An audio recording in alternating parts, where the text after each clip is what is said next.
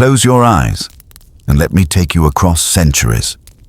Tonight we'll wake up in a lice-infested bed in the Middle Ages, where clean water can kill you and bread is the safest thing you'll eat.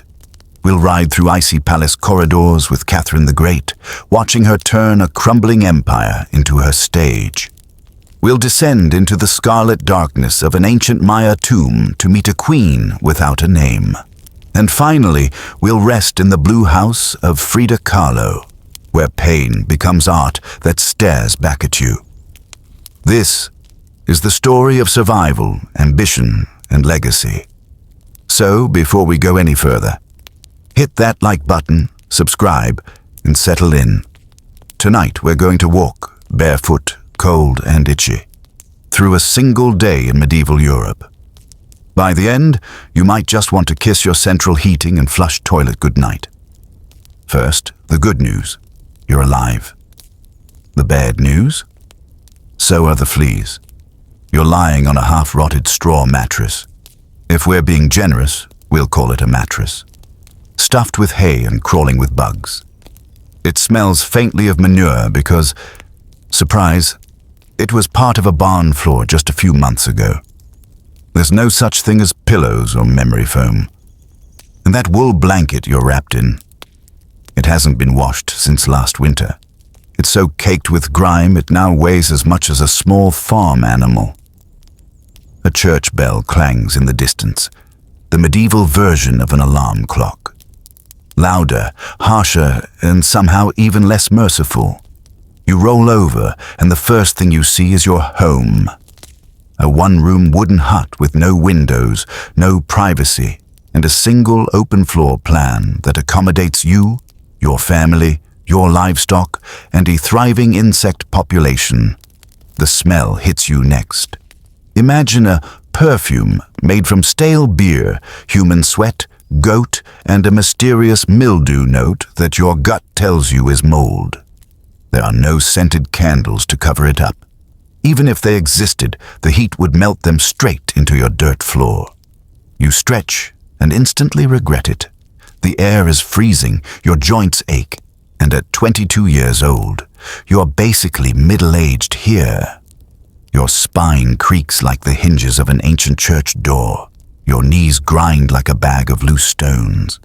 You swing your feet out of bed, straight into either cold rainwater that's leaked through the roof or a crusty patch of chicken droppings. Privacy? That's a modern luxury.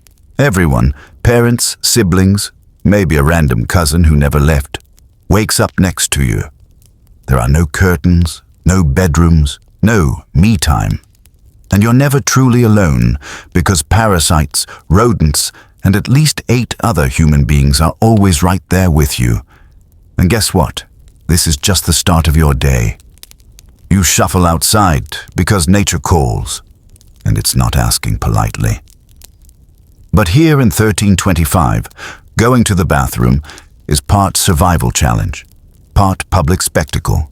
If you're a peasant, your bathroom is a wooden bucket behind the house. It's already full because Uncle Wolfstan had a rough night after eating bad turnips. The smell is biblical. You hold your breath, do your business, and then, the grand finale, toss it into the street. Yes, the street. The polite thing to do is shout "Gardez-vous," Old French for watch out below, before dumping. But let's be real. No one moves fast enough. The streets double as open sewers, complete with streams of human waste, animal droppings, and mystery liquids you wouldn't touch for all the gold in Christendom.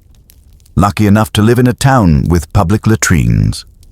Congratulations, you get to sit shoulder to shoulder with strangers in a long row, where privacy is a myth and ventilation is a cruel joke. And toilet paper, not invented yet. Most people wipe with straw, moss, leaves, rags, or, if they're feeling fancy, a scrap of wool. Sometimes nothing at all, which explains why medieval handshakes weren't really a thing. And castles, surely they're better. Well, sort of. You might have a garderobe, a small chamber with a hole in the wall so waste drops straight into the moat. Sounds clever. until you learn that attackers sometimes climbed in through it. Yes, the medieval equivalent of breaking in through the bathroom window was breaking in through the bathroom itself. Whether you're a peasant or a noble, going to the bathroom is cold, humiliating, unsanitary, and occasionally dangerous. You survived the medieval bathroom experience, and honestly, you deserve a reward. Unfortunately, breakfast is not that reward. Forget eggs, Benedict, bacon, pancakes, or even coffee.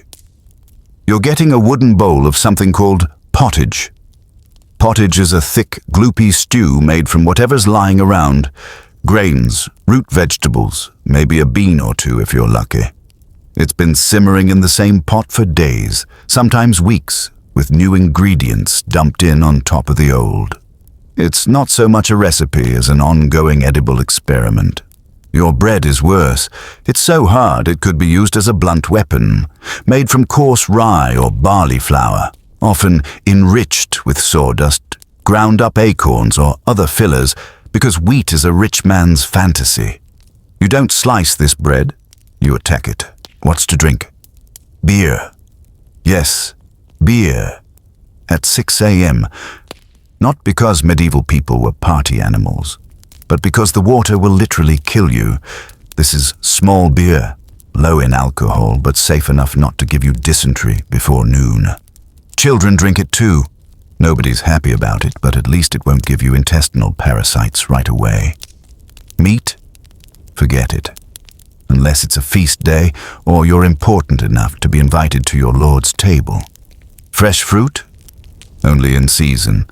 And spices are so expensive they might as well be treasure.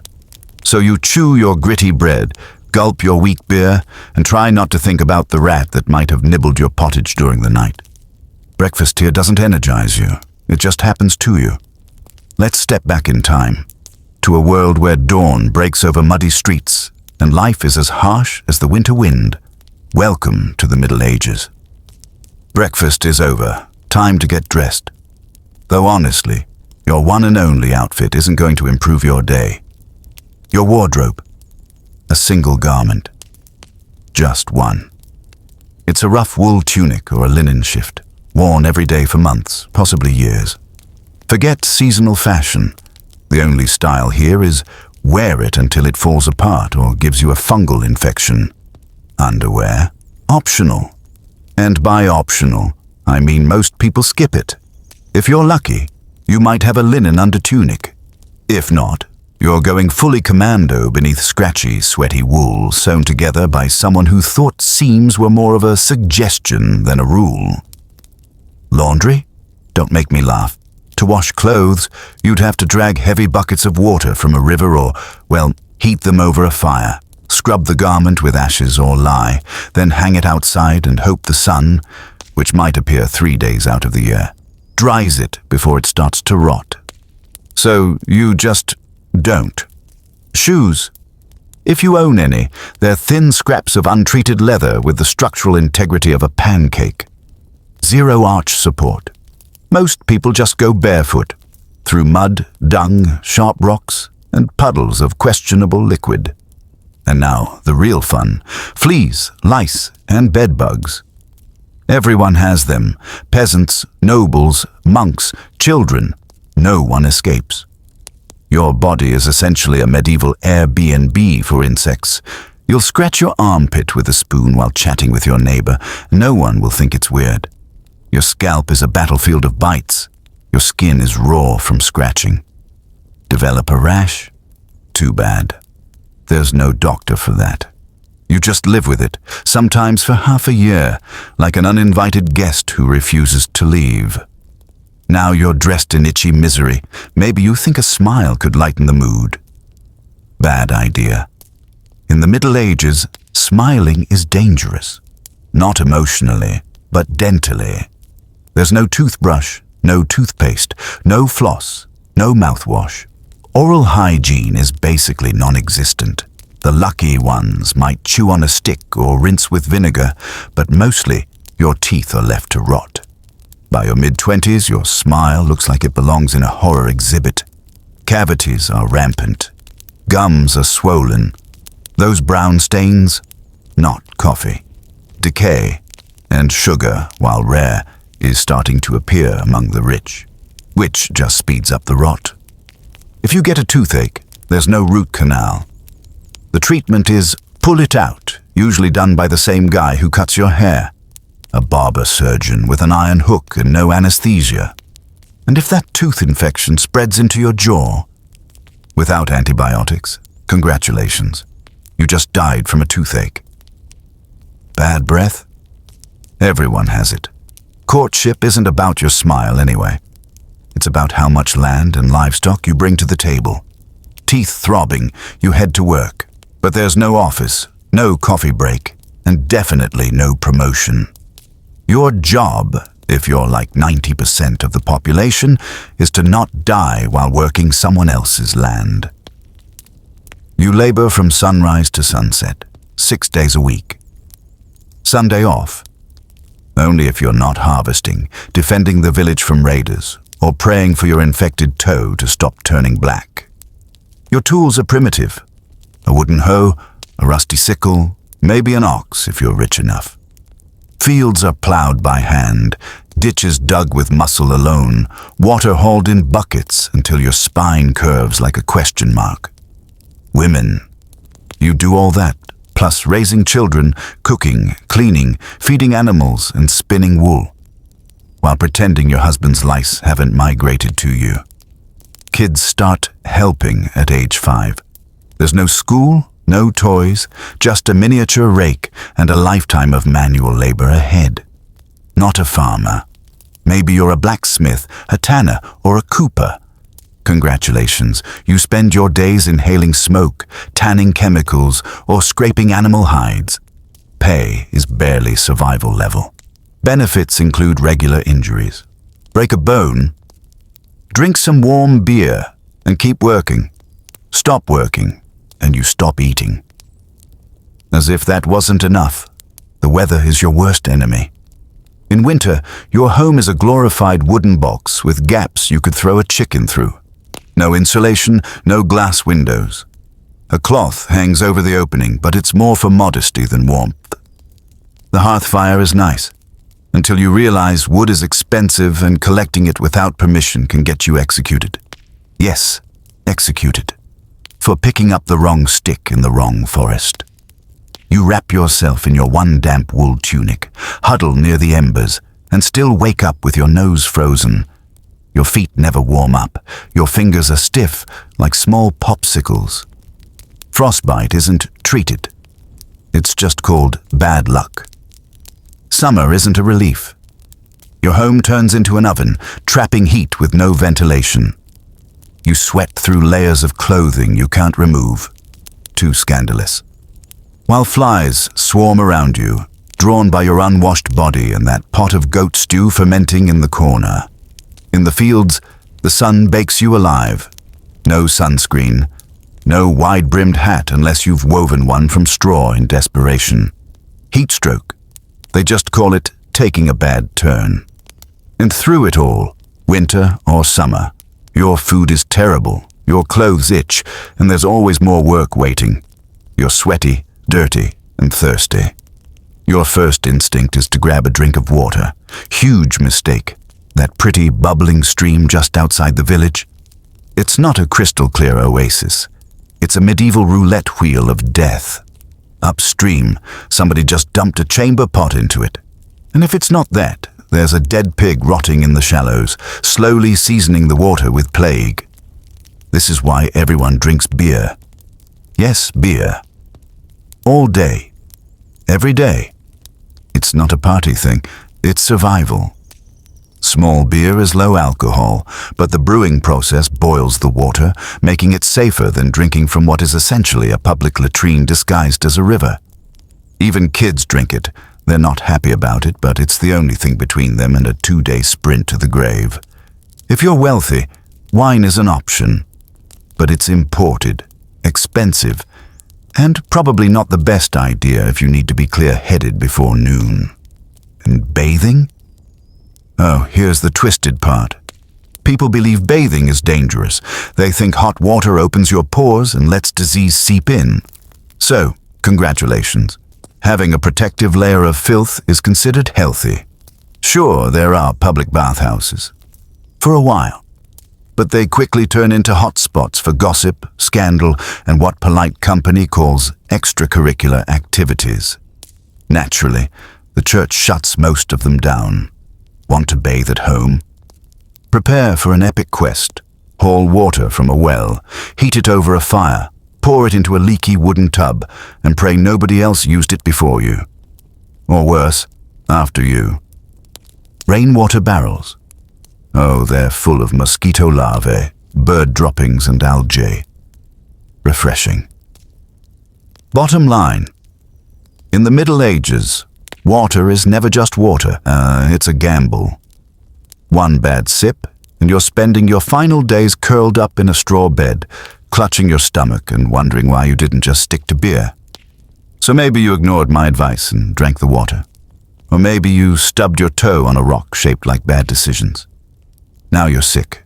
Time to see a doctor. Not in the Middle Ages. Here, medicine is polite torture wrapped in superstition. First step, diagnosis. Every single ailment, from a cough to the plague, is explained by the 4 humors inside your body: blood, phlegm, yellow bile, and black bile. If one is out of balance, congratulations, you're doomed. Got a fever? Clearly you have too much blood. Solution: bleed you until you're pale as parchment. The preferred methods: a dull knife or a very hungry leech. And yes, the same guy who trims your hair, the barber surgeon, will happily handle the job. You'll leave looking like you got a haircut and a hemoglobin extraction in one appointment. Feeling sad or anxious? That's an excess of black bile. Cure: laxatives, purging, or vomiting until you see God. Sometimes literally. Break a bone? Surgery is performed with unwashed tools that haven't been cleaned since the Crusades. They might heat them over a fire, not to sterilize, but because it looks scarier. There's no anesthesia, unless you count drinking until you pass out. Germ theory doesn't exist. They think disease comes from bad air or from God punishing your sins. Got a stomachache? Must be your sinful thoughts. Better confess while vomiting into a bucket. If you get worse, expect more leeches, maybe some crushed beetles, and a priest at your bedside reading you last rites. Just in case. If you survive. Clearly, the doctor takes the credit and the leeches get promoted. In medieval Europe, the cure can be just as deadly as the disease. And sometimes, dying of the sickness is the better option. After a day of digging, hauling, scratching, and possibly being bled by a guy with scissors, you stagger home, dreaming of a hot meal. This is your moment.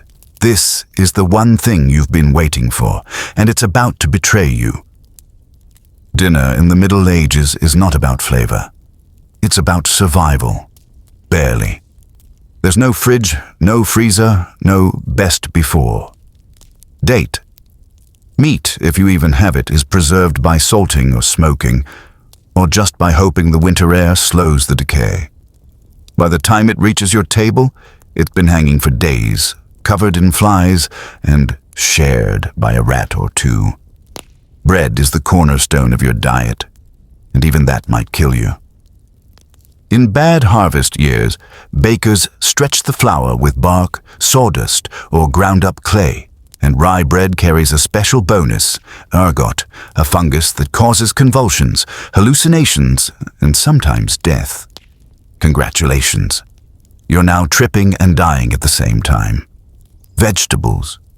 Only in season, and the one thing always in season is the humble turnip, boiled, mashed, or floating in your pottage swamp. Fresh fruit appears briefly in autumn, but spoils within days, and sugar is so rare it's basically edible gold, hoarded by the wealthy to show off their blackened teeth. Dairy. Also a gamble. Fresh milk turns sour in hours. Butter and cheese last longer, but carry their own bacterial horror show. But you'll eat them anyway because it's either that or gnaw on your shoes. Seasoning. Pepper costs more than your monthly wages. Salt is valuable enough to be locked up. Your dinner tastes like sadness, boiled with a hint of goat hair. And here's the kicker. You don't own most of the game animals in the forest. Those belong to the Lord. Poaching is illegal, and if you get caught snaring a rabbit, you could be fined, imprisoned, or executed. Yes, your dinner could literally get you killed.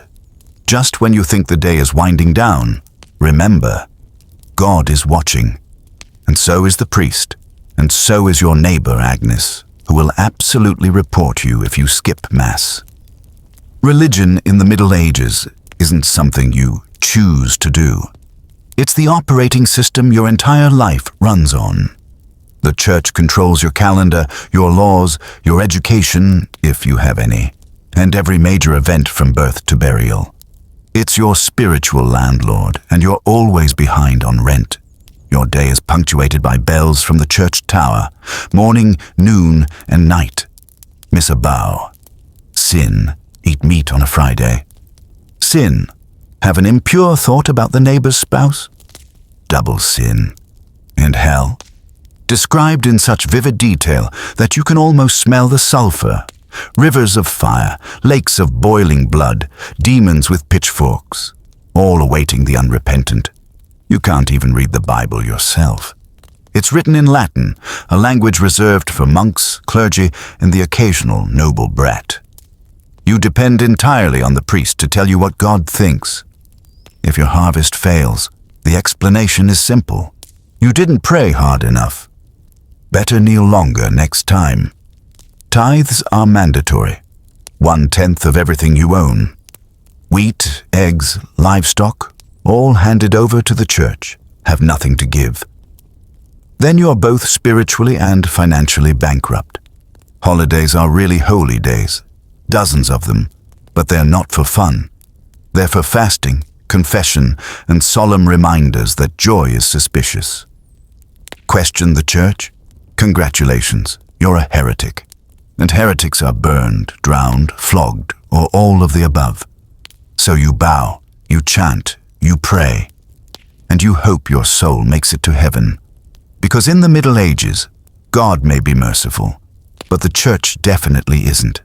If you think medieval life is harsh now, try living it as a woman.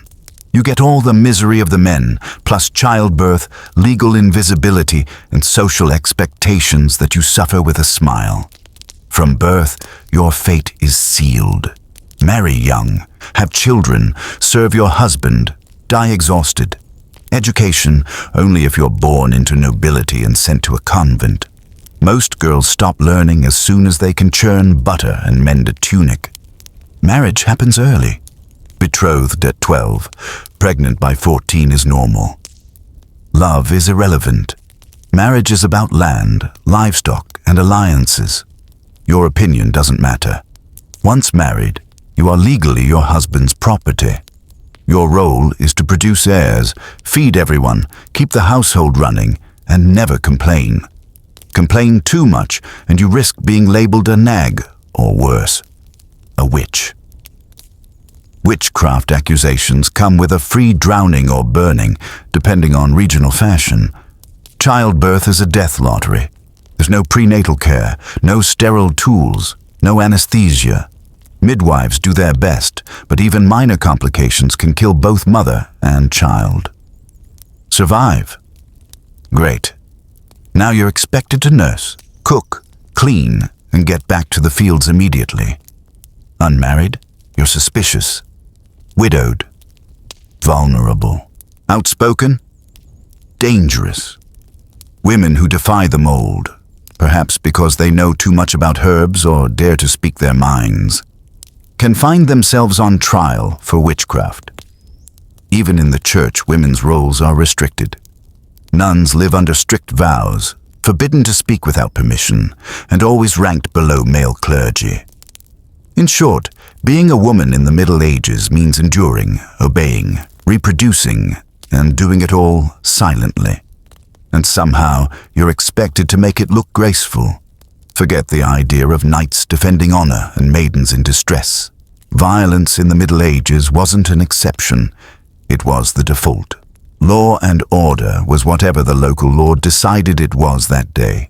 Violence happened everywhere, in homes, in markets, on roads, even during church disputes. You could be beaten for looking the wrong way at a noble's horse. Petty crime? Brutal punishment. Steal bread, lose a hand. Tell a lie, get your tongue pierced with hot iron. Gossip too much? Try on the scold's bridle, a metal mask with a bar shoved in your mouth. Serious accusations? Welcome to trial by ordeal. Stick your hand in boiling water to grab a stone. If it heals in 3 days, you're innocent, or get tied up and thrown into a river. Sink? Innocent but dead. Float? Guilty and punished anyway. It's a game show where the prize is survival and the host wants you to lose. Executions are public entertainment, hangings, beheadings, burnings, all in front of cheering crowds. People bring snacks. Domestic violence? Normal. Husbands are expected to discipline wives and children. Street fights? Constant. And war? Always around the corner. Local feuds, land grabs, religious crusades. Someone is always stabbing someone else for God, honor, or boredom. Life is fragile, justice is arbitrary, and your neighbor might bash your head in over a pig. Keep your eyes down, your mouth shut, and avoid anyone holding a club. Make it past 40? Congratulations, you're a living legend. Most people don't get that far. Infant mortality alone drags the life expectancy down to the 30s. Nearly half of all children die before the age of 5, from disease, malnutrition, or just bad luck. Survive childhood? Great. Now you're working from the moment you can stand upright. By 25, you're missing teeth, nursing chronic injuries, and counting every winter as a victory. Women face the deadly gamble of childbirth over and over again. Men face farming accidents, infected wounds, street brawls, or wars that chew through lives like kindling. The plague can sweep through and erase half the population in a season. Famine can starve entire villages, and death doesn't wait for ceremony. Bodies are buried quickly, often in shallow graves, to stop the spread of disease. No embalming, no polished coffin, just a hole, a prayer, and the dirt. You don't retire in the Middle Ages. You just stop showing up, and someone else takes your place in the endless grind. If all you've ever seen of the Middle Ages comes from movies or fairy tales, you probably imagine something very different from what we've just trudged through. You were picturing towering castles bathed in sunlight, brave knights charging into battle for honor, and feast halls filled with roasted boar, golden goblets, and laughter echoing off stone walls. Reality. You're in a mud hut with a leaking roof, wearing the same lice-infested tunic for the 10th week straight, eating stale bread with a side of questionable turnip stew. Your noble knight is a half-drunk mercenary who smells like horse urine, and the feast you were promised is just pottage again, with a lucky chunk of meat floating in it. Castles.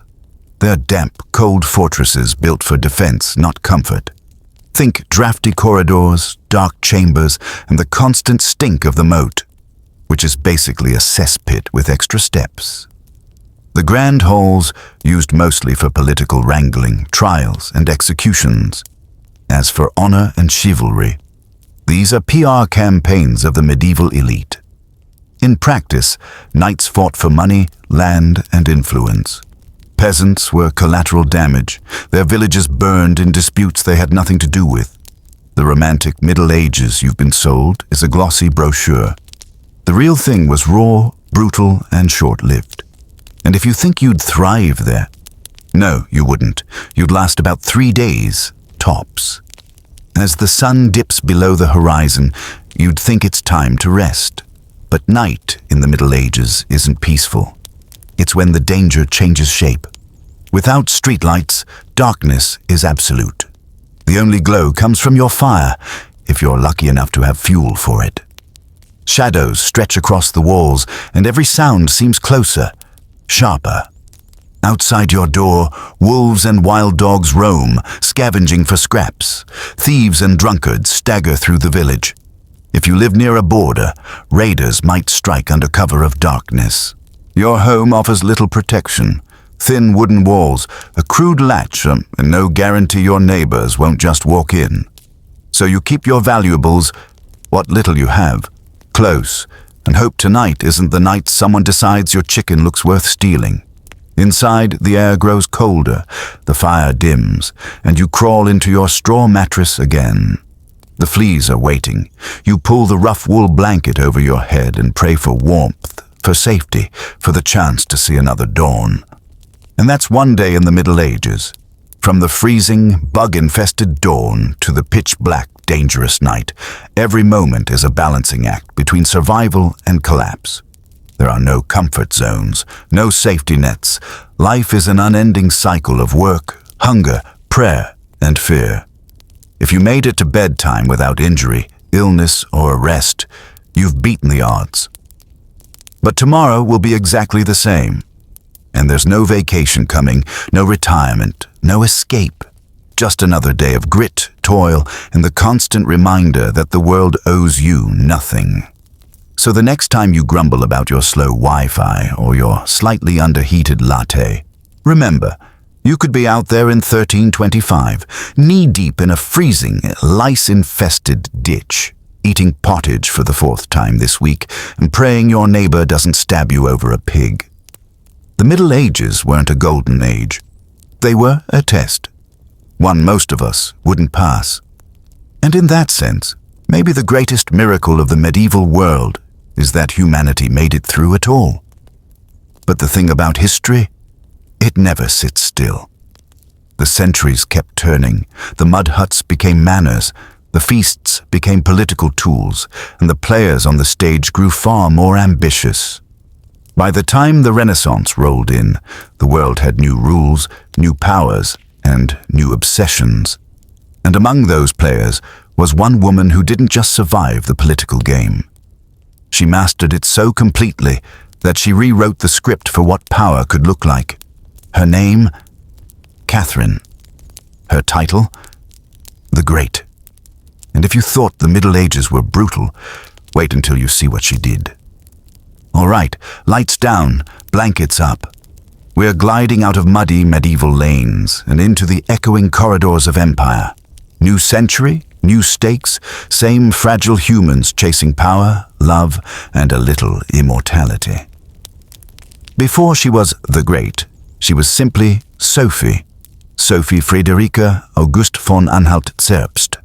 Born in 1729 to a minor German princely family whose title was taller than its fortunes. Her mother was sharp, cold, and ferociously ambitious.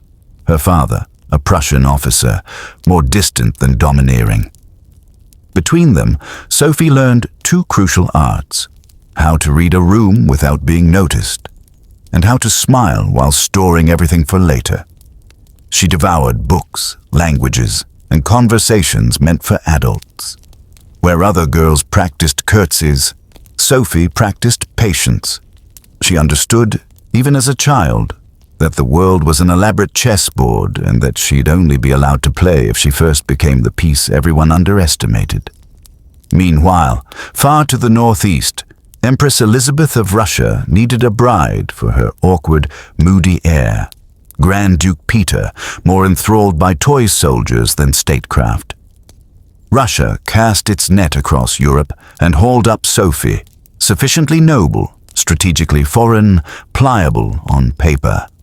At 14, wrapped in thin German fabrics and stubborn composure, she rattled into St. Petersburg, a city of frost and ceremony, with her calculating mother at her elbow and a plan forming behind her eyes. To belong, she had to become Russian, publicly, permanently. She converted to orthodoxy with a staged grandeur that made it clear to everyone, including herself, that there'd be no way back. Sophie disappeared. Catherine Alexeyevna arrived, baptized in incense and politics. The marriage, in theory, was a coronation in slow motion. In practice, it was a corridor with locked doors. Peter adored Prussia, despised Russia, and seemed vaguely annoyed by his wife's existence. The court, teeming with whispers and invisible knives, kept Catherine under watch. Letters opened, friendships counted, footsteps measured. So she adapted. She learned the language better than natives, memorized rituals, charmed the officers who actually made the empire move, and read the philosophers who said reason could tidy up the human mess. She did not rant. She did not sulk. She collected people and ideas like a patient gardener, rooting her future in quiet places. When Empress Elizabeth died, Peter became Peter III and promptly set his own throne on fire. In a few months, he insulted the church, antagonized the nobility, flirted openly with divorce, and praised Russia's enemies with adolescent zeal. Catherine watched the walls tilt and decided to grab the ceiling beam.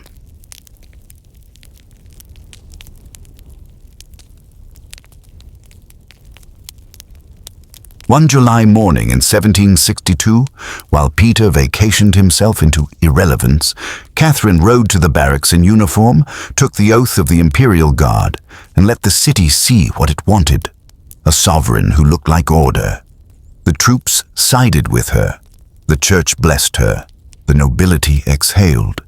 Peter surrendered without a real fight and was dead within days. Officially natural causes, unofficially a mystery wrapped in convenience. Russia had a new empress, not by birth, not by marriage, but by will. Catherine could have perched on power like a sparrow on a branch, content not to fall. Instead, she tried to fly.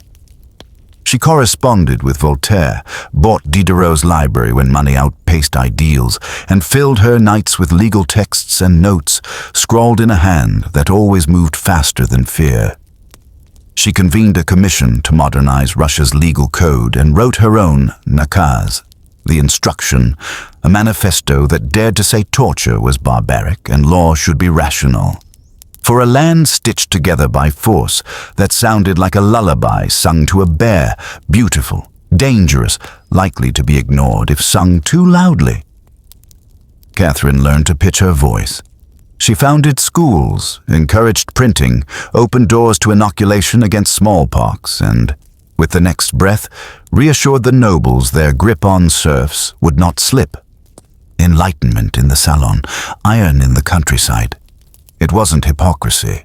It was survival. She didn't merely keep Russia intact. She redrew it. Against the Ottoman Empire, Russia took new ground and, with Crimean sunlight gleaming on the Black Sea, gained warm water ports that emperors had dreamed of for generations. Westward, Poland fractured, and Catherine, with Prussia and Austria elbowing in, took her share in slices until the Commonwealth vanished from maps and survived only in hearts. Cities sprouted. Colonies were invited. Trade routes braided north to south and east to west. To her critics, it was appetite. To Catherine, destiny measured in versts. History remembers her lovers, sometimes with a snicker that reveals more about history than about her. The most dazzling was Grigory Potemkin, a general, a dreamer, a builder of fleets and illusions. Together they envisioned the South, ports, ships, settlements, orchards. He became a function of her will, and she of his, a partnership that blurred romance with governance. If their affair cooled into deep friendship, their project burned on. The Potemkin village slur would later claim he staged prosperity. In truth, he staged momentum, sometimes faster than facts could keep up. Then the empire spoke back. In 1773, Yemelyan Pugachev, a Cossack with charisma and a talent for provocation, declared himself Peter III resurrected, promising land and mercy to the crushed. Peasants, Cossacks, and old believers rallied. Towns fell, nobles died. For a season, the steppe shook. Catherine crushed the revolt, iron against iron, and the lesson cut deep. Reform was a poem. Russia was a novel written in blood and weather. She tightened control, leaned harder on the nobility, and shelved the brightest versions of her Enlightenment dreams. She would modernize with one hand, while the other steadied the throne. Europe's salons gleefully traded caricatures, the lusty empress, the foreign usurper, the woman out of place.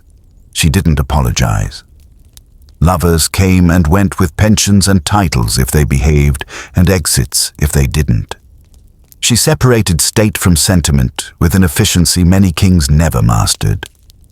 The most vulgar rumor, you know the one, was a lie born of misogyny and spite, sticky because it was simple.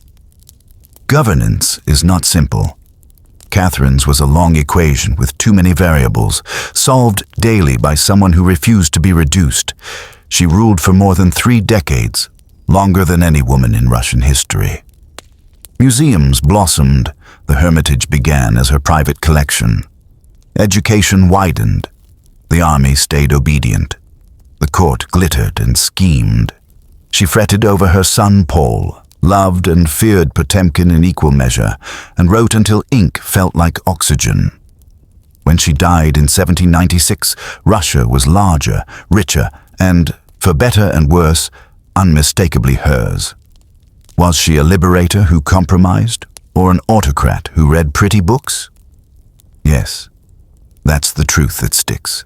She was contradictory and effective, imperial and enlightened, ruthless and pragmatic. Greatness is rarely clean. Catherine's wasn't. It was undeniable. We leave Russia now, the tap of boots in marble corridors fading, and slip into jungle heat, where vines clutch stone and time breathes red dust. A tomb waits, sealed for 13 centuries, and within it, a woman without a name who still refuses to be quiet. Chiapas, 1994.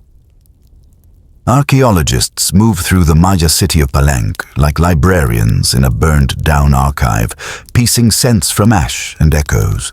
Next to the famous Temple of the Inscriptions, the monument to Pakal the Great, stood a smaller pyramid, Temple 13.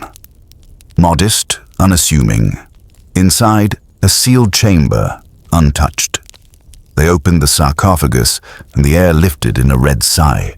Cinnabar, powdered mercury sulfide, rose like smoke, staining stone, skin, and the very idea of time.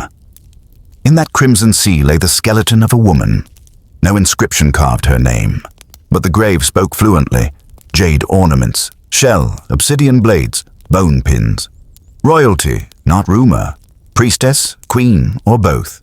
They called her the Red Queen. The color was not decoration, it was theology. For the ancient Maya, red was not merely a pigment, it was a verb. Blood, dawn, renewal. Cinnabar was sacred and dangerous, a powder that preserved bodies and redefined them, announcing to gods and humans that the woman beneath the stone was crossing a boundary with credentials. Only a few in Palenque were buried so, Pakal among them. The proximity between his pyramid and hers was not accidental. It was architecture as argument. Husband and wife, mother and son. The DNA could not prove blood, but the tombs whispered partnership, 2 halves of a cosmic grammar, sun and moon, king and queen, power mirrored. The Red Queen's tomb was not stuffed, it was curated. A mosaic jade mask lay like a second face, not to beautify, but to protect identity in the dangerous corridors of Xibalba, the Maya underworld. Jade necklaces gleamed with the green of maize, life itself heavy against the delicate geometry of death. Bone needles and obsidian blades hinted at auto-sacrifice, the intimate ritual of blood as prayer, performed in life and reenacted in death to fund the soul's passage. Vessels, sealed and silent, once held food, cacao, pulque, provisions for a trip that was not metaphorical to the people who poured them. The chamber ran east-west, a stone horizon echoing the sun's path. Even the absence of glyphs felt intentional, not a story to be read, but a ritual to be respected. Colonial lenses taught us to look for kings and Miss Queens, to imagine women embroidered onto margins. The stones argue otherwise. Across the Maya world, royal women conducted ceremonies, arranged alliances, ruled as regents, and sometimes ruled outright. In Palenque, Sak Kuk, Pakal's mother, held the seat until he was old enough to keep it. The Red Queen fits into this chorus. Not a shadow, but a pillar. The leading theory names her Tzakbu Ajao, Pakal's wife, mother of kings. Perhaps another matriarch whose name slipped between centuries like water between fingers.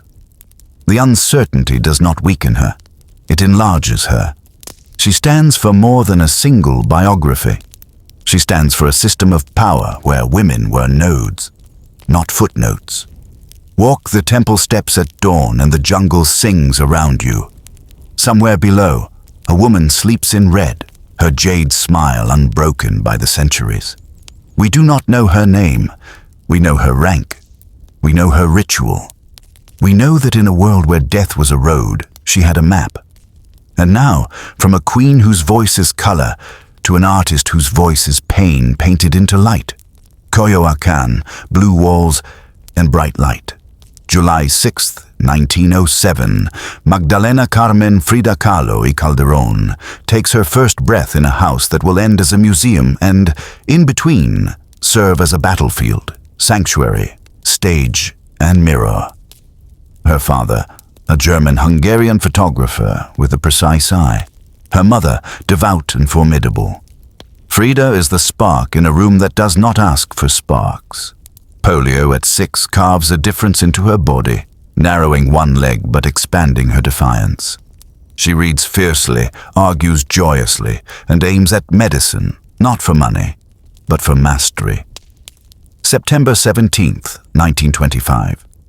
A bus collides with a streetcar, wood splinters, metal pierces. A handrail enters Frida's hip and exits her pelvis. Vertebrae fracture, ribs break, shoulder dislocates, foot shatters. A pouch of gold powder bursts and coats her blood like sacrament. She's 18. She should not survive. She does. Flat on her back, caged in plaster, she receives a mirror above the bed and an easel rigged to meet her where she lies. I paint myself, she later says, because I'm so often alone and because I'm the subject I know best. The first portraits are not vanity. They are triage. She rebuilds herself in small panels, retablos of pain alchemized into icon. She brings a handful of paintings to Diego Rivera and asks, simply, if they are any good. They are. He says so. They fall into love like a storm, loud, nourishing, destructive. He is 20 years older, already monumental. She is small, burning, precise. They marry in 1929, an elephant and a dove, her parents mutter. Frida calls Diego her second accident. He cheats, she bleeds. They both make art out of wreckage. They divorce, remarry, revise the rules. This time she keeps the house, the money, the name. Affairs spiral from both sides, men and women for Frida, not for scandal, but for air. Through it all, the work deepens. The self-portraits are not repetition, they are variations in a symphony of survival. She follows him north to San Francisco, Detroit, New York. He paints factories into frescoes while she paints her uterus into a sky. Henry Ford Hospital hangs her grief in a constellation of symbols, a fetus, a snail, a pelvic bone, a machine. It is raw, and it is true. She is not a surrealist, she insists when Breton tries to claim her. I never painted dreams. I painted my own reality. Casa Azul becomes a republic, monkeys in the courtyard, pre-Columbian idols on shelves, tequila at midnight, politics at breakfast. Traditional Tehuana dress becomes armor, gender, nation, lineage stitched into cloth. She and Diego shelter Trotsky. She marches for causes even when her legs refuse. Pain is not the subject, it is the atmosphere through which she paints.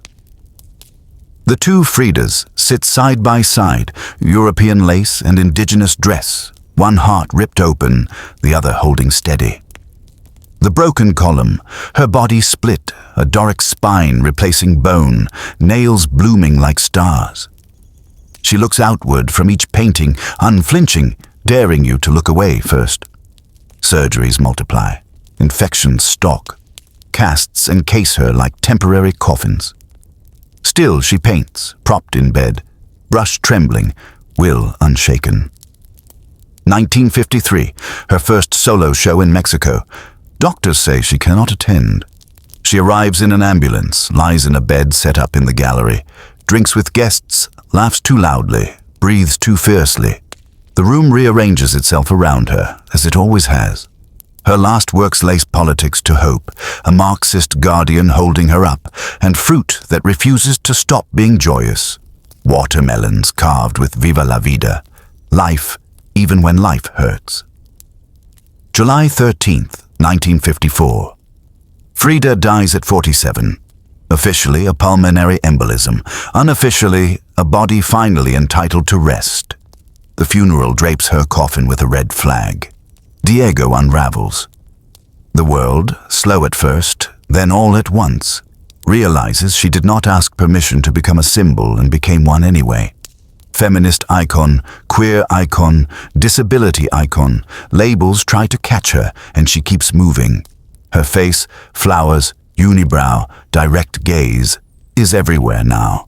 But if you only see an image, you miss the invitation. She didn't paint to be adored. She painted so that someone alone at night, with pain coiled in their ribs, might feel seen. We began on a straw mattress in 1325, itching and hungry.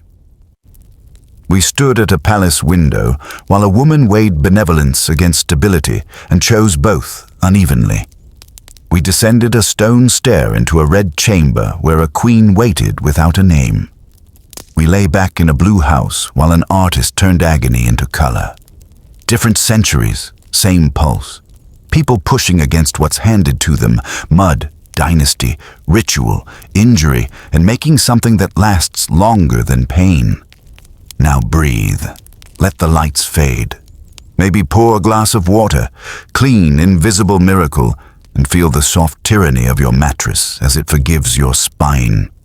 History is loud. Sleep is a treaty. We'll sign it for tonight, and when you wake, remember. You live in a world with penicillin, toothbrushes, central heating, and art that stares back. That's not nothing. That's the point. Next, we're going to tell the Ramayana, the epic love story, political drama, action thriller, and occasional comedy of errors, all in one. This is not your high school textbook version. This is the honest version, with the good, the bad, and the hilariously weird. So grab your snacks, hit that like button, subscribe for more weird but true history, and settle in. Because tonight we're traveling to ancient Ayodhya, where the air smells like jasmine, sandalwood, and sometimes mild political backstabbing. Ayodhya was the kind of kingdom you'd want to put on a postcard. Palaces with marble floors so shiny you could see your own poverty reflected in them. Streets so clean they looked like they'd been photoshopped. Cows roamed freely, not because they were lost, but because they were sacred and probably had a higher social rank than most people. At the center of this glittering city was Prince Rama, the crown jewel of the Ikshvaku dynasty. Imagine the politeness of Mr. Rogers, the biceps of Thor, and the archery skills of Legolas, all rolled into one man who somehow never had a bad hair day. The people loved him. The elders respected him. Even the palace peacocks probably strutted with more pride because he existed. Rama was the guy you couldn't even hate out of jealousy, because he was too genuinely nice. He helped the poor, honored his parents, and smiled at everyone like he was auditioning for a toothpaste commercial. Rama's father, King Dasharatha, was in the experienced stage of life, meaning he had the wisdom of age, the authority of a ruler, and the decision-making skills of someone who had married 3 wives and somehow thought it would be peaceful.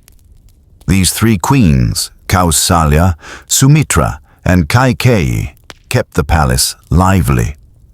By lively, I mean filled with enough subtle politics to fuel 20 soap operas.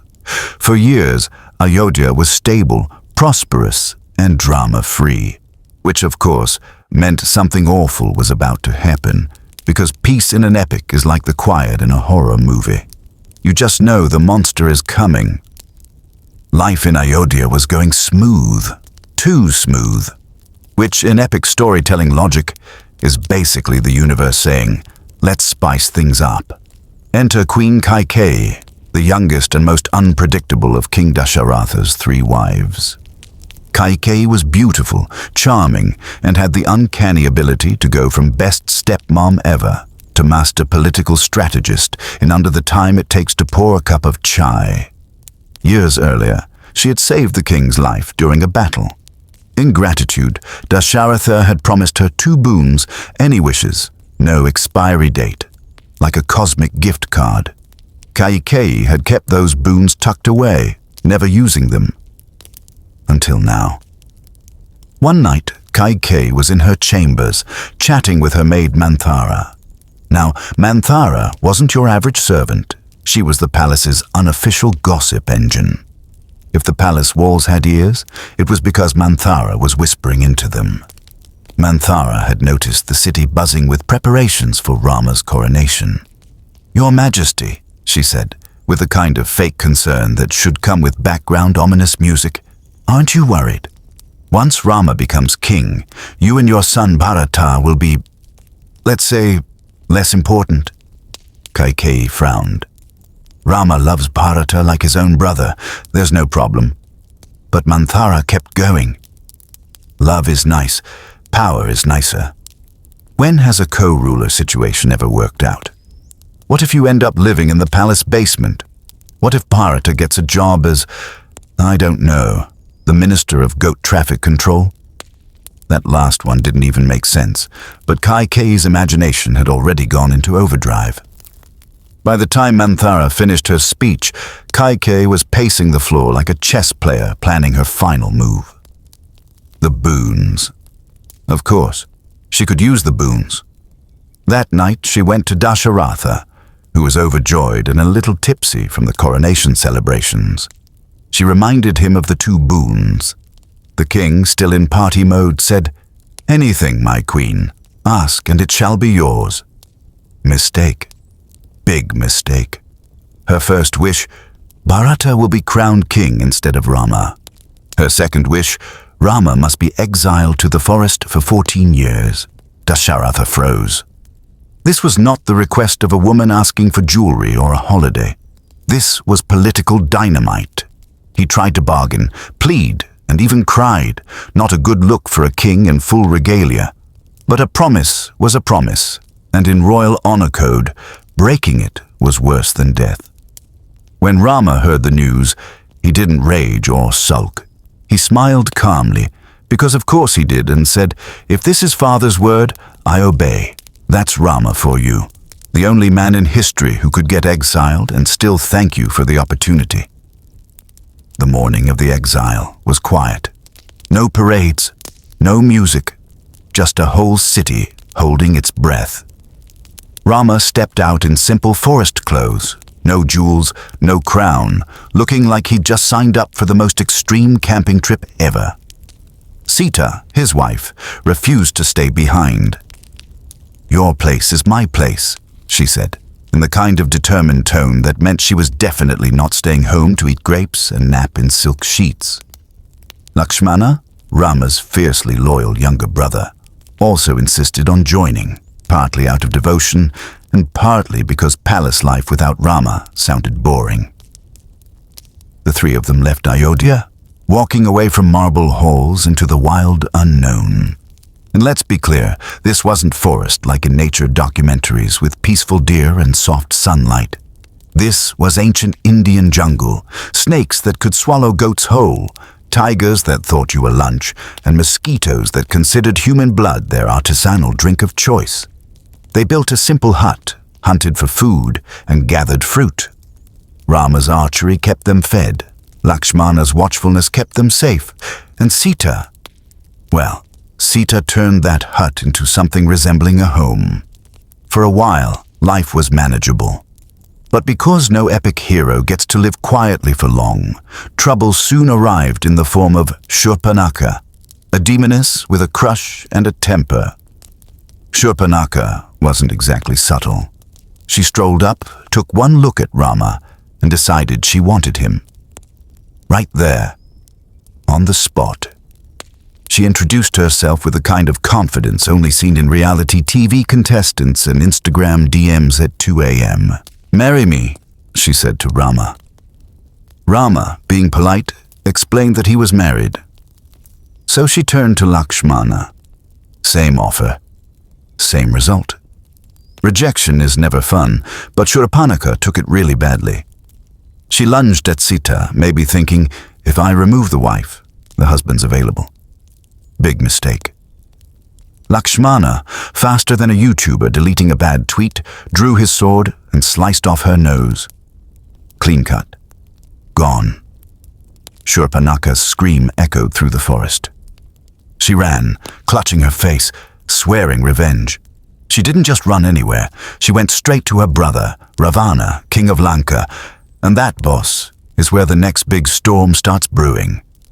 Let's talk about Shurpanakha's nose, or rather, her former nose. You see, in the forests of ancient India, there are wild boars, Bengal tigers, and the occasional demoness, with zero respect for marital boundaries. Shurpanakha was Ravana's sister, which meant she had royal blood, a quick temper, and a complete disregard for personal space.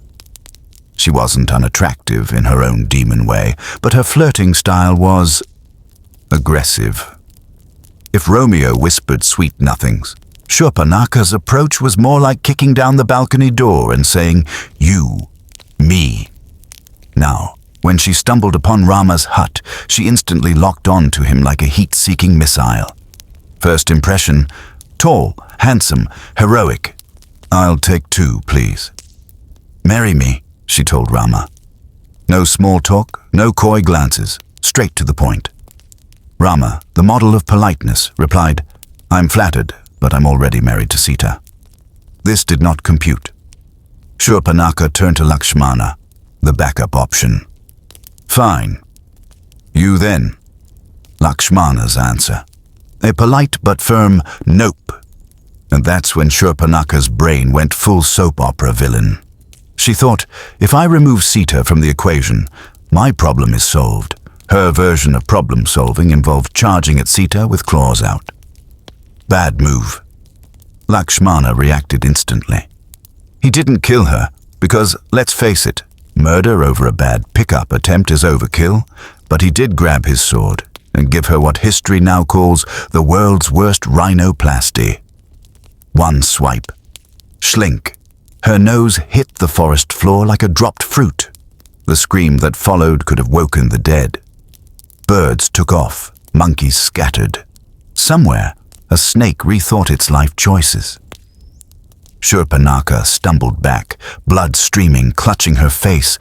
But she didn't just run away. Oh no, she sprinted through the jungle, rage powering her legs, straight to her big brother Ravana. Now here's the thing about sibling relationships. When your little sister shows up sobbing and bloody, you don't ask, "What did you do?" You ask, "Who did this?"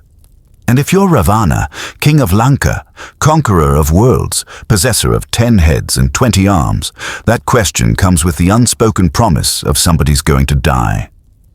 Ravana was not your average king. First of all, he had 10 heads. Not metaphorically, like he's so smart he's got 10 brains, but literally 10 separate, crown-wearing heads, each with its own expression, personality, and probably skincare routine. And he was no idiot.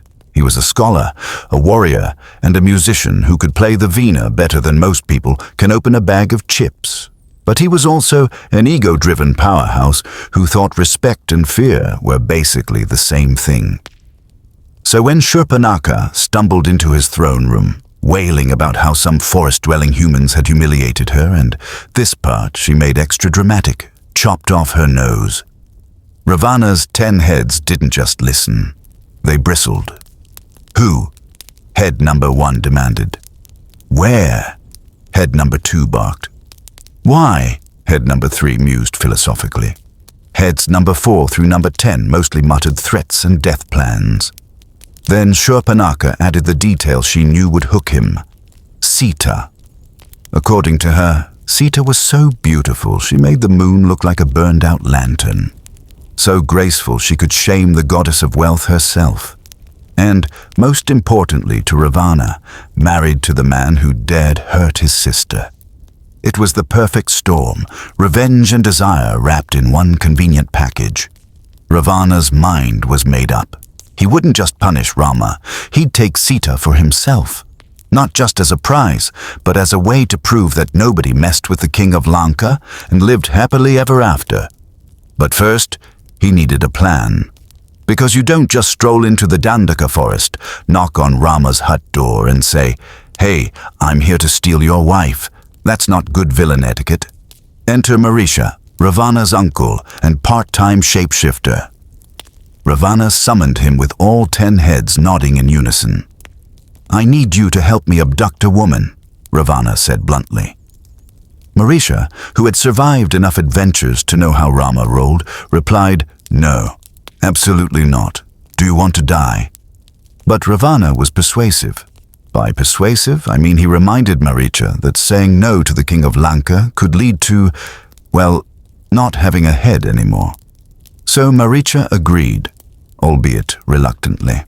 The plan was simple. Marisha would transform into a golden deer, an irresistibly beautiful creature that would catch Sita's eye. While Rama and Lakshmana chased it, Ravana would swoop in and grab Sita. One fine morning, Sita spotted the shimmering golden deer just outside their hut. Its fur glowed in the sunlight like it had been dipped in liquid gold. Even its antlers sparkled, which frankly should have been a red flag.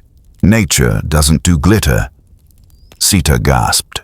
"Rama, look at that deer. Can you catch it for me?" Rama, being the chivalrous husband, agreed. He picked up his bow and arrows, told Lakshmana to guard Sita, and set off after the deer. The chase was maddening. The deer darted left, then right, then back again, like a living embodiment of bad Wi-Fi. But Rama was patient. When the deer finally paused, he let an arrow fly. Marisha, hit and knowing his time was up, cried out in a perfect imitation of Rama's voice, "Lakshmana, help me!" Back at the hut, Sita heard the cry and panicked. She begged Lakshmana to go help his brother. Lakshmana hesitated. He knew it didn't sound right, but eventually gave in. And that's when Ravana made his move. Disguised as a humble ascetic, Ravana approached the hut. His voice was calm, almost soothing. "Dear lady, I am a wandering holy man. Could you offer me some food and shelter?" Sita, raised in a culture where refusing a holy man was unthinkable, stepped forward with hospitality. That's when Ravana dropped the act. In a blur, his true form emerged. 10 heads, 20 arms, a presence that seemed to darken the very sunlight. He seized Sita and lifted her into his flying chariot, the Pushpaka Vimana. Sita screamed Rama's name, but the forest swallowed her voice. As the chariot soared into the sky, the trees blurred below. Monkeys chattered in alarm, birds scattered, and somewhere a vulture named Jatayu took off after them, ready to fight a battle he knew he couldn't win. When Ravana's chariot shot through the sky with Sita trapped inside, there was only one creature in the air willing to intervene. Jatayu.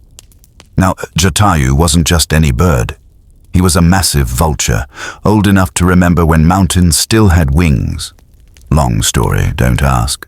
And wise enough to know that taking on Ravana was like picking a fist fight with a hurricane. But Jatayu was also honorable, and honor doesn't check the opponent's weight class. He spotted the Pushpaka Vimana slicing through the clouds and swooped down like a feathery missile. "Stop, Ravana!" Jatayu boomed. "Release Sita or face the consequences." Ravana laughed. 10 heads, 10 separate laughs. It was creepy. "Old bird, go eat worms before I pluck your feathers." Jatayu didn't wait for the second insult. He slammed into the chariot, claws tearing at the gold plating, beak snapping for Ravana's eyes. Sita screamed his name, urging him on. The battle in the sky was brutal. Jatayu's wings blocked sunlight, his talons raked across Ravana's armor, and for a moment it looked like the old vulture might actually win. But Ravana was no ordinary foe. 20 arms, each strong enough to snap a tree. He swung his sword, slicing deep into Jatayu's wings. The bird faltered, feathers scattering like autumn leaves. With a final blow, Ravana severed one wing completely. Jatayu spiraled down, crashing into the forest below with a sound like a falling boulder. But before the darkness claimed him, he whispered to Sita, "I will tell Rama where you are." It wasn't much, but it was a thread of hope in a sky filled with despair. Back in the forest, Rama returned to the hut with Lakshmana, empty-handed and already sensing something was wrong. The moment they saw the empty clearing, their worst fears ignited. They followed broken branches and footprints until they found Jatayu, barely alive, sprawled on the forest floor. His beak was cracked, feathers matted with blood, and his breath came in ragged bursts. "Rama!" Jatayu wheezed. "Ravana! Lanka!" With the last of his strength, he told them everything. The golden deer trap, Ravana's disguise, the abduction, and the direction of the flying chariot. Then, with a final sigh, the old vulture collapsed. Rama knelt beside him, eyes burning. "You died with honor, Jatayu. You will be remembered." They performed the funeral rites, sending the brave bird into the afterlife with dignity. From that moment, the hunt for Sita was no longer just a rescue mission. It was a war. A few days later, while tracking Ravana's trail, Rama and Lakshmana encountered two unusual figures, a bear and a monkey soldier from the Vanara kingdom. They were scouts of Sugriva, the exiled monkey king. Sugriva's story was classic royal drama, betrayed by his brother Vali, stripped of his throne and now living in hiding. But he had something Rama needed, eyes and ears across the land, and one very special general, Hanuman. Hanuman wasn't your everyday monkey.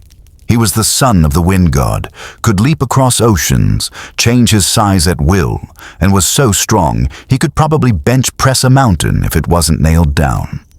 He also had an unwavering devotion to Rama that bordered on fanatical, in a wholesome, best friend kind of way. When Hanuman first met Rama, it was like two puzzle pieces clicking together. He dropped to one knee declaring, "I am your servant." Rama smiled and knew instantly, this is the one who will find Sita. The deal was simple. Rama would help Sugriva defeat Vali and reclaim his throne. In return, Sugriva would dedicate his monkey army to finding Sita.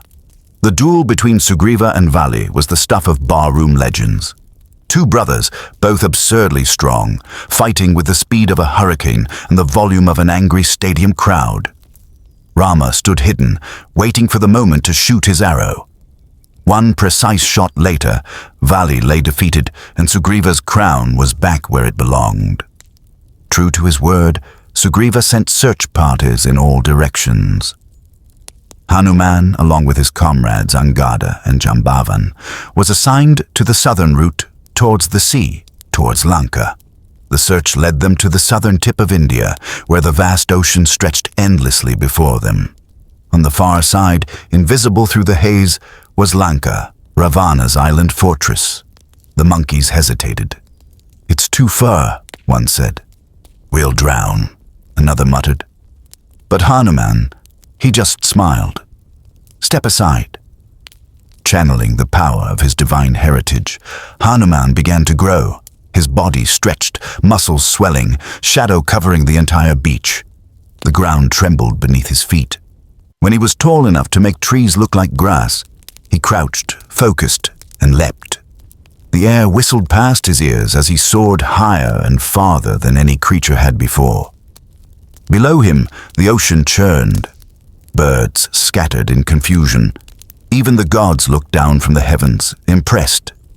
Days later, his leap would become legend. Songs would be sung, temples built. But in that moment, Hanuman wasn't thinking about glory. He was thinking about Sita and how nothing, not even an ocean, was going to stop him from finding her.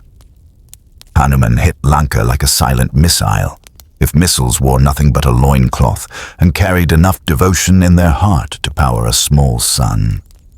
He landed on a cliff just outside the city. Below him, Lanka glowed like a golden jewel, towering gates, ornate palaces, and enough lamps to make it look like the entire place had been photoshopped for a tourism brochure. But behind the beauty was something darker. The air reeked faintly of arrogance, incense, and a dash of impending doom. First step, reconnaissance. Hanuman shrank himself down to the size of a cat. If anyone asked, he was just a cute little monkey looking for a banana. In reality, he was scanning the streets, memorizing guard rotations, and judging the locals' taste in architecture. Lanka's citizens were a mixed bag. Some were humans. Others were rakshasas, demons with tusks, glowing eyes, and a dress code that seemed to be wear whatever you killed this morning. Everyone looked busy, but the whole city thrummed with the kind of tension that said, "Yeah, our king may have done something stupid." Hours passed as Hanuman crept through alleys, scaling walls, and occasionally stealing fruit from unattended baskets. He swore it was for energy. Finally, deep within the palace gardens, he saw her, Sita. She was sitting beneath a massive Ashoka tree, dressed in simple clothes, her hair unadorned, her face pale but still radiating a quiet, stubborn strength. Around her stood demon guards, their weapons sharp, their expressions bored, the kind of "we're just here for the paycheck" look. Hanuman's heart surged. Here she was, the reason he'd crossed the ocean, fought the wind, and dodged a city full of enemies. He perched in the branches above, waiting for the right moment. Then, when the guards looked away, he dropped down lightly and spoke in a low voice. "Mother Sita, I am Hanuman, messenger of Rama." For a heartbeat, Sita just stared at him, unsure if this talking monkey was a trick of her hunger and despair. But when Hanuman placed Rama's signet ring in her hands, the one engraved with his name, she knew. Her eyes filled with tears, the first in weeks that weren't born of fear. Hanuman relayed everything, Rama's grief, the alliance with the Vanara king, the armies gathering to rescue her. Sita listened, holding the ring like a lifeline. "Tell Rama I will hold fast," she said. "But warn him, Ravana's patience is running out. He gives me 2 months before—" She didn't finish the sentence. She didn't have to. Hanuman promised her he would deliver the message. But before leaving, a thought formed in his mind, a reckless, glorious thought. Hanuman could have slipped out quietly. He could have left Lanka the way he came, undetected, with the mission already a success. But Hanuman wasn't wired for minimum effort. As he made his way back toward the city gates, he decided, why not send a little warning? Just to let Ravana know what's coming. So he grew back to full size, then bigger, towering over the streets. He roared loud enough to rattle windows, leapt onto rooftops, and began smashing anything that looked expensive. Statues toppled. Walls cracked. Somewhere, a demon tailor wept as his storefront collapsed. It didn't take long for Ravana's guards to respond. Dozens, then hundreds, swarmed him. Hanuman fought like a storm-given fur, every punch sending soldiers flying, every kick denting armor.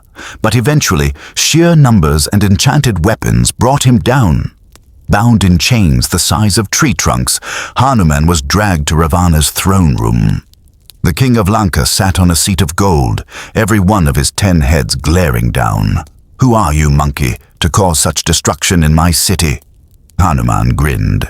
"Messenger of Rama, the man whose arrows will one day decorate your chest." It was not the kind of introduction that wins friends. Ravana considered killing him on the spot, but some of his ministers argued that messengers should not be executed. It was bad form, even for a demon king. So Ravana opted for humiliation instead. "Set his tail on fire," he commanded. "Let the whole city see what happens to spies." Now, Hanuman's tail wasn't just long, it was legendary. The demons wrapped it in cloth, soaked it in oil, and lit it like the world's angriest birthday candle. Big mistake.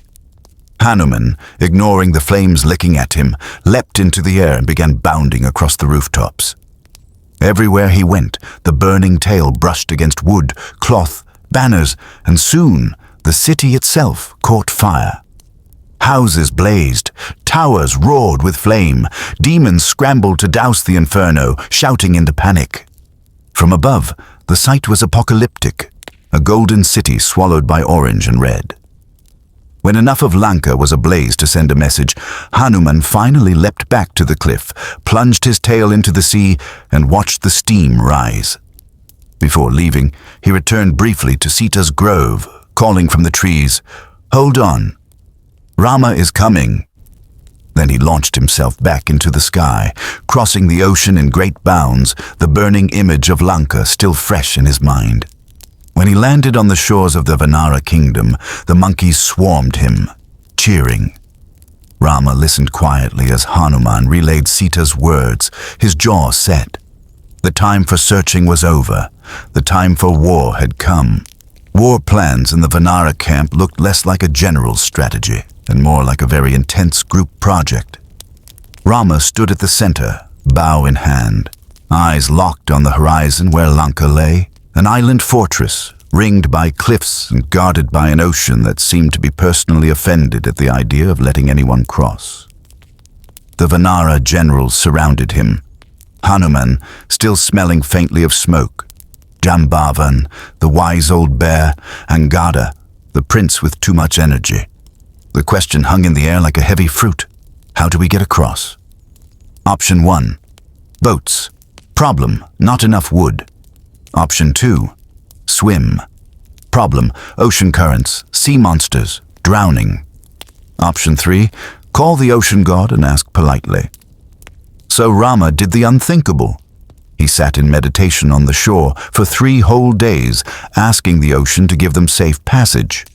The Vanaras waited, bored out of their minds, skipping rocks, arguing about banana rations.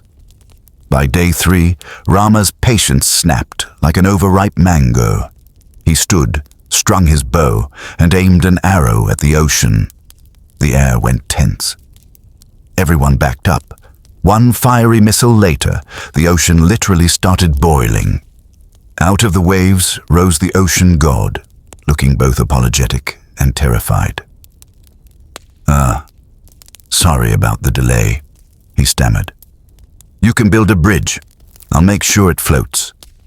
And just like that, construction began. The Vanaras threw themselves into the project with all the enthusiasm of kids playing with oversized Lego bricks. Except their bricks were boulders the size of houses, and they were writing Rama's name on each one before tossing it into the water, because apparently divine branding makes rocks float. Hanuman hauled mountains like they were grocery bags. Some monkeys tied vines around trees and dragged them in teams.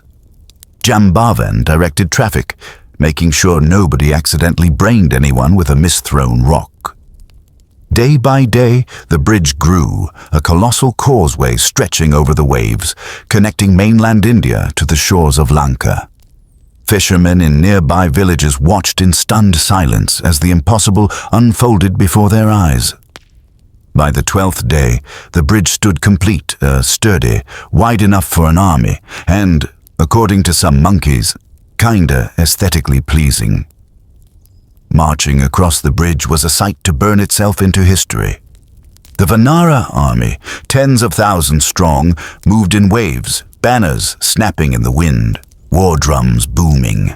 Rama walked at the head, bow gleaming, with Lakshmana beside him, and Hanuman leaping from rock to rock like an overexcited scout. In Lanka, Ravana watched from his palace balcony. His city still bore scars from Hanuman's fiery visit, blackened walls, scorched towers. His ministers whispered caution, his generals demanded battle. Ravana himself? He just smiled, the kind of smile that says, "I'm 10-headed and definitely underestimating my enemy." The war began with the subtlety of a thunderclap. The Vanaras swarmed the city gates, hurling boulders, uprooting trees, and using them as clubs. The demons countered with iron-tipped spears, arrows, and the occasional sorcery-induced fireball. Hanuman tore through enemy ranks like a living storm. Engada leapt onto battlements, kicking demons into the moat. Jambavan crushed siege engines under his paws. But the Rakshasas were no pushovers. Warriors like Indrajit, Ravana's son, rained down arrows so fast they looked like curtains of death. Using magical weapons, Indrajit even managed to bind Rama and Lakshmana in serpentine coils, pinning them to the ground. It took Garuda, the giant eagle mount of Vishnu, swooping down in a blaze of light to free them. The snakes scattered, the tide turned, and the battle roared on. The war wasn't just chaos, it was a series of epic one-on-one showdowns. Lakshmana versus Indrajit, a duel of arrows, curses, and pure stubbornness. It ended with Indrajit retreating, vowing to return deadlier than before. Sugriva versus Ravana's generals. Picture a WWE match, but with actual risk of decapitation. Hanuman versus the city gates. Spoiler, the gates lost. Eventually, Ravana himself took the field.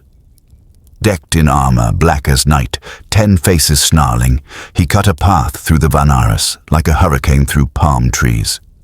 His weapons flashed like lightning, his roars shook the ground. Rama met him head-on. The clash of their weapons sent shockwaves across the battlefield. Arrows exploded mid-air. Divine mantras hummed in the string of Rama's bow. And for a moment, even the ocean seemed to hold its breath. But as with all epics, this first meeting didn't end with a victor. Only the promise that the final confrontation was still to come. The sun dipped toward the horizon, painting the battlefield in gold and crimson. Both sides pulled back, tending to their wounded, sharpening weapons, and preparing for the bloodiest day yet. Because tomorrow was when history would decide whose name would be remembered in songs and whose would be cursed in whispers. The final day began under a blood-red sky, the kind of dawn that makes you think even the sun knows there's going to be trouble. Both armies assembled. On one side, the Vanaras, armed with boulders, tree trunks, and the kind of optimism only primates can have. On the other, the Rakshasas, bristling with spears, magic weapons, and enough ego to fill another island. In the middle, a wide, empty strip of battlefield. The dueling ground. Ravana stepped forward, all 10 heads glaring, each one muttering a different war mantra. His armor was forged from metals that hadn't been seen in centuries, and his bow looked like it had been stolen from a god. Across from him, Rama adjusted his grip on his bow, the Kodanda, its strings singing quietly like it already knew the ending of the story. The air felt heavy. Even the monkeys and demons who hated each other enough to fight for days straight went silent. Ravana made the first move, because of course he did. 10 heads, 20 arms, and a lot to prove. He unleashed a volley of arrows so thick they blotted out the sun. Rama's response? Calm, almost lazy. He drew, released, and his arrows sliced through Ravana's like a hawk through mist, breaking the attack before it could even land. The battlefield gasped. Somewhere in the Vanara ranks, Hanuman whispered to Angada, "Told you he's got this." The duel escalated quickly. Ravana used the Nagastra, summoning serpents of fire that hissed and coiled through the air.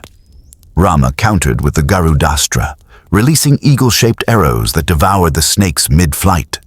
Then came the Shakti, a spear of unimaginable power gifted to Ravana by the god of destruction himself. It struck Rama in the chest, knocking him back. For a moment, The Vanara army froze. But Lakshmana stepped in, covering his brother while Rama recovered. In response, Rama called on the Brahmastra, a weapon so powerful it could end the world if misused.